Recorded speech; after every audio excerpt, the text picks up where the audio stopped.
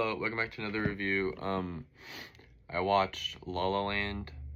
I gave it a 5 out of 5 on Letterboxd. It's actually the longest review I've ever written on there because this movie is so personal and like, I don't know, I get so much out of this movie that I don't get out of most things. I'm gonna explain some of it.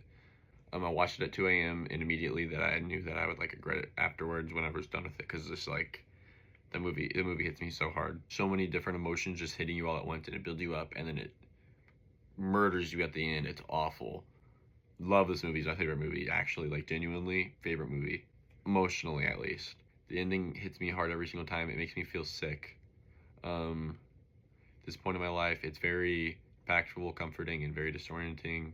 The overall thing I get out of it is that like shows how the time you spend with someone stays with you forever and no one can take that away from you, and it will still have impact on things you do further in your life. Yes, I cried again watching. I wanted to add this in here because it's kind of sums up my first viewing of this. My teacher saying that whenever we first watched it, that he think it went well, but you couldn't tell if we were bored or numb. That's kind of just like a testament of how this movie made, me and the rest of my class feel when we first watched it because of how actually just sad it is. But yeah, there's that. Movie details: directed by Damien Chazelle. Cast: Emma Stone as Mia Dolan, Ryan Gosling as Sebastian Wilder, John Legend as Keith, Rosemary DeWitt as Laura, Sebastian's sister, J.K. Simmons as Bill, the cafe owner, Finn Wittrock as Greg, Mia's boyfriend, Callie Hernandez, Sonia Mizuno, Jessica Roth. All three are Mia's roommates in the beginning. My opening thoughts for this movie, after reading my Letterboxd review, of course, is that like start to finish, it's just a perfect movie for me. I was genuinely surprised first time I watched it that I liked it so much because of my perception of it being a musical, but it's more than that. Rewatching this the second time makes the sequence of them being in love and so happy together hit so much harder and like worse for me because I'm just watching it in context of like this isn't gonna work out, unfortunately.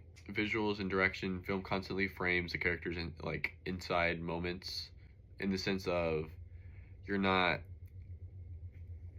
it's not just like they're barely in frame. Like in some parts they're like so tiny in the frame and you see the whole all the things that are happening or like where they're at. Like I love it so much, and you see all these things that are happening around them. It's so lively. Whenever they're walking on the set, there's people recording. They have the boom mics. It's so cool. Check the gate. We can talk now. She sounds incredible. She was incredible. And I'm acting the scenes from the movies.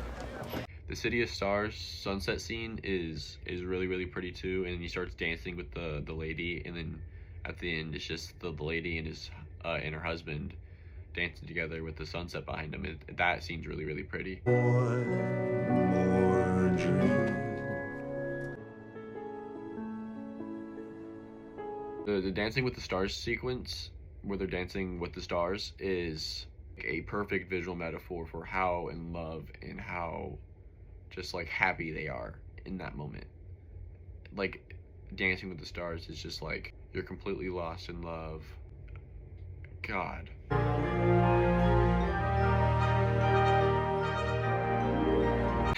That scene gets me.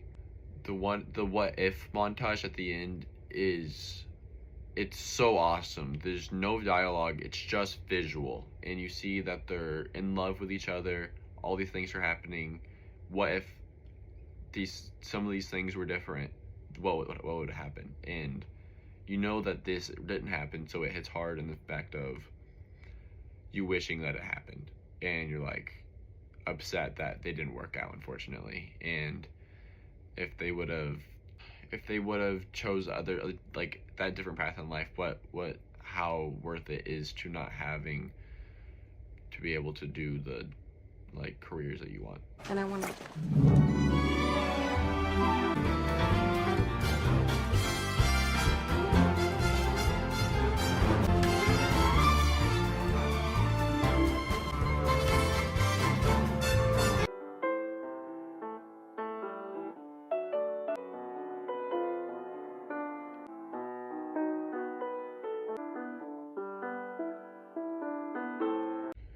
Music and sound, very, very important. It does the emotional storytelling on its own. Whenever you hear Mia and Sebastian's theme, before the very end, the last time you hear it, it's just like, you know that this is, first time you hear it, she's like falling for him, and then it just plays over and over again whenever they're in love. And then at the very end, whenever they're not together and he plays it, it's for their love again, like what was of their love.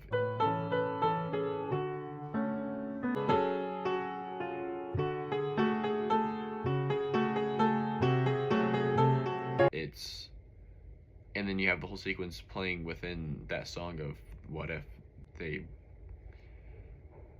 would have worked out instead, and it's really sad. Bringing up the theme at the very end hurts so hard for me that it's like, because it's not about love anymore, it's about the memory of what was their love, and how much they loved and cared for each other, still do. They will forever love each other. I'm always gonna love you. I'm always gonna love you too. Their performance and chemistry is another reason why I love this movie so much. It's so pure, so it doesn't feel like they're acting. It's just like that you're just watching two people in love. Of the crowded restaurants, it's love. A voice that says I'll be here and you'll be alright. It's that crazy feeling, a rat-tat-tat of my heart. Think I want it to stay. Their banter is really, really funny at the beginning whenever she's giving him crap and he's giving her crap, and then whenever he's trying to leave and she's like, hey, give my keys, and they're having the whole dialogue of him trying to figure out what keys are. I love, it's so funny. Can you grab mine? Can I what? Would you be able to grab mine? My keys? I can't. You're... Sorry. Can you grab my keys? What kind? It's a Prius I mean, that doesn't help me. with a green ribbon. All right. And it gets you into them falling for each other even more, of like, because they're teasing each other, having fun.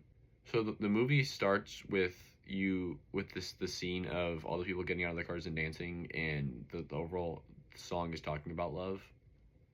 And that scene is really, really cute too.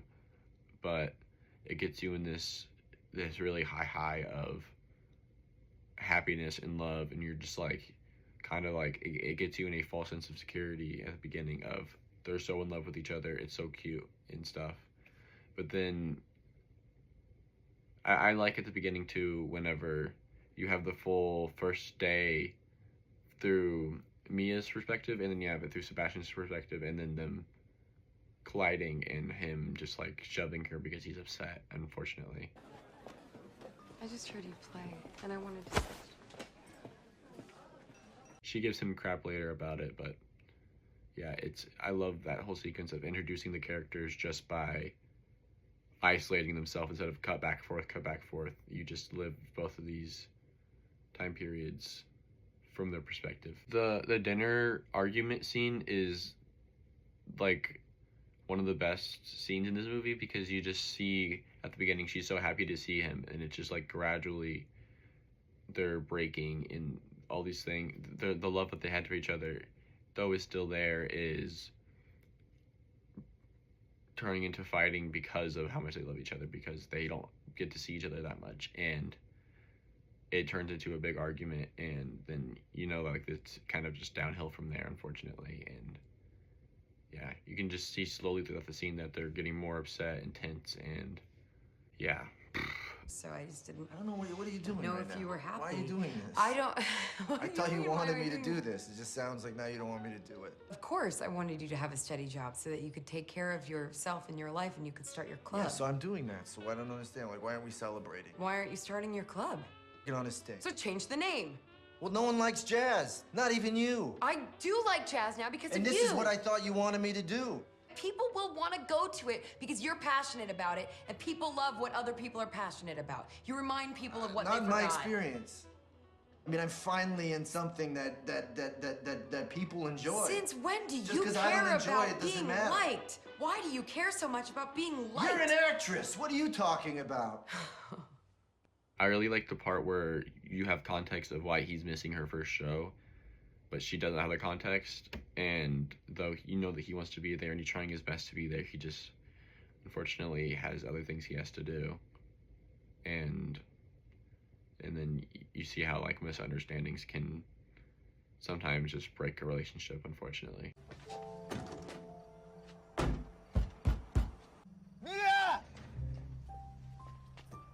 Mia, I'm so sorry. Sorry. I'm gonna make it up to you. Don't blame me for It's not wanting- over. What? All of this. The part where she's like asking them where they are. Where are we? Griffith Park. Where are we? I don't know. And like they're talking about how they're going on, they might have to just go on their separate paths for now and may be back together, and then it cuts to 5 years because you throughout the movie they do jump cuts of like the season, and then it says winter, so you're like, okay, so it's not that much time has passed, so you're gonna be good. 5 years has passed actually, and their whole lives are completely different. And at the beginning they play with you in the sense of maybe they're still together, maybe they're still together, maybe they're still together. And then she walks into the door, goes to kiss her husband, I'm guessing, and it's not him, and it's heartbreaking again. How was your day? Good. Another really, really heartbreaking part is the final eye contact at the very end where she turns around, looks at him, he looks at her, he nods, she nods, and they like smile at each other, and movie's over.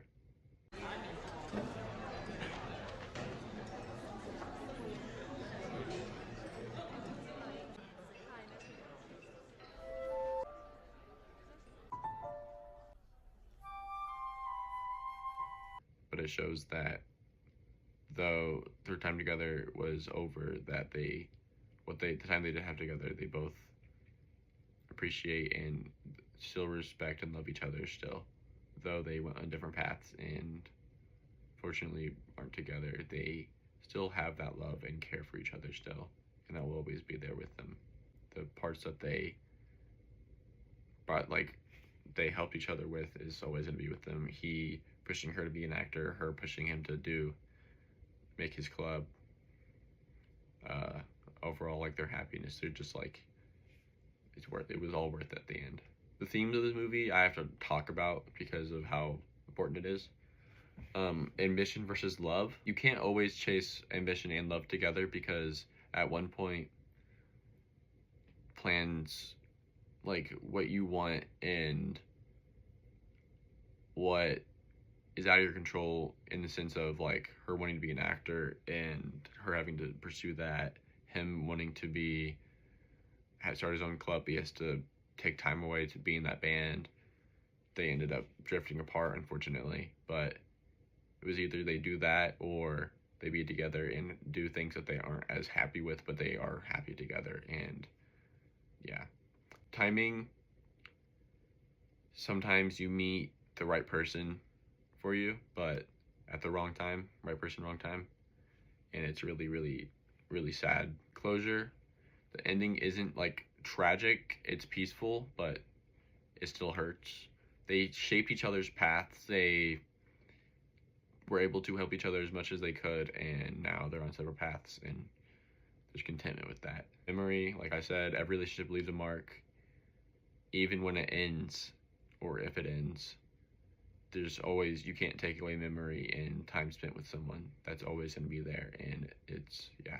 So I'm going to go into a little bit more personal reflection of like why this movie is so impactful, and it is, yeah, why I love it so much. The movie hits harder for me because of recent events and like me experiencing the thing, like a breakup recently, and having to learn with contentment and being happy with the time I did get to spend with said person. This person really helped me change, like, I don't know, it really helped me within that part of my life. Though it wasn't like incredibly long, it's still, time is time, and I'm appreciative of it.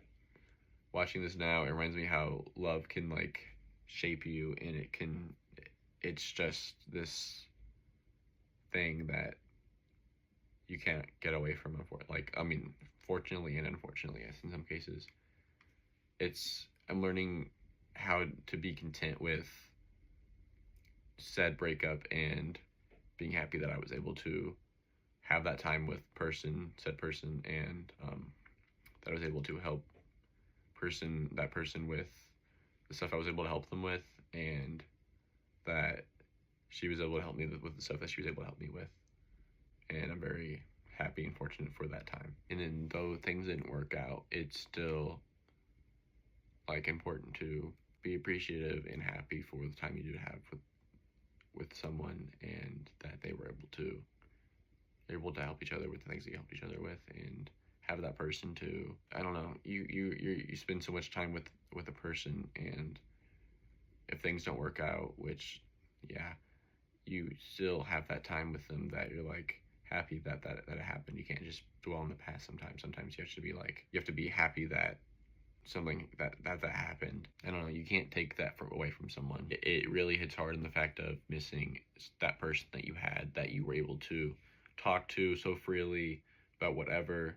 They were always there, and then suddenly you don't have that person to uplift you and be there for you, and you're not able to be there for that person, and then you wonder, are they doing okay, whatever.